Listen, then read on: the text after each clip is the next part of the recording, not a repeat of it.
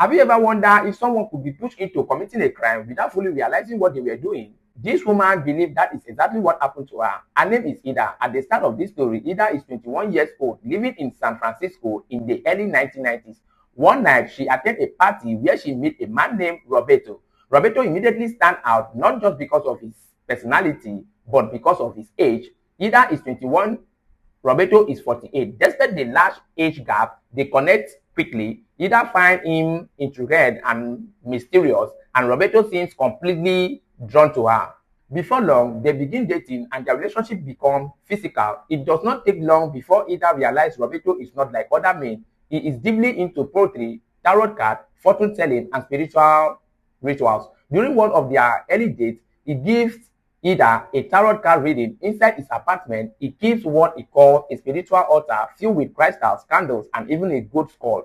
Roberto tells Ida he follows his own belief system, which he calls sex magic. According to him, it is practice that combines sexual energy with spiritual power. Ida finds it strange, but not enough to leave. There is, however, something far more serious about Roberto that Ida already knows. He is a convicted murderer. Years earlier, Roberto tried to rob an armored truck. During the robbery, he killed a guard. He was arrested, convicted, and spent nearly 20 years in prison. Despite knowing this, Ida stays with him. She believes she loves him and chooses to ignore the warning sign. In 1993, the couple left San Francisco and moved to Las Vegas. Roberto tells Ida he plans to make money by gambling and beating casinos. He quickly realized this plan will not work, and instead he pressures Ida to get a job.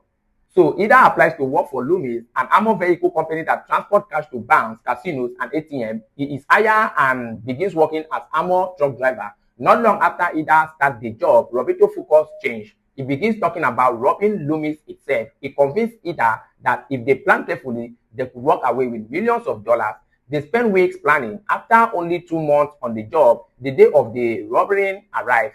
Ida reported to work as usual. She and her co-worker load the armored truck and begin their scheduled routine. By the time they reach the Circle Casino, don't forget the truck is carrying millions of dollars. Parking is tight. Ida tells her co-worker to go inside and complete the delivery while she drives around the block and pick him up afterward. The co-worker agrees and walks inside. 30 minutes later, he comes back outside. The armored truck is gone. Ida has disappeared along with the cash. Ida drives straight to the storage unit she and Roberto rented earlier. Roberto is already there waiting. Together, they upload the money into another vehicle. In total, they steal $3.1 million. They pack the cash into large box and ship it to Miami. Then they bought a charter flight and flew to Las Vegas.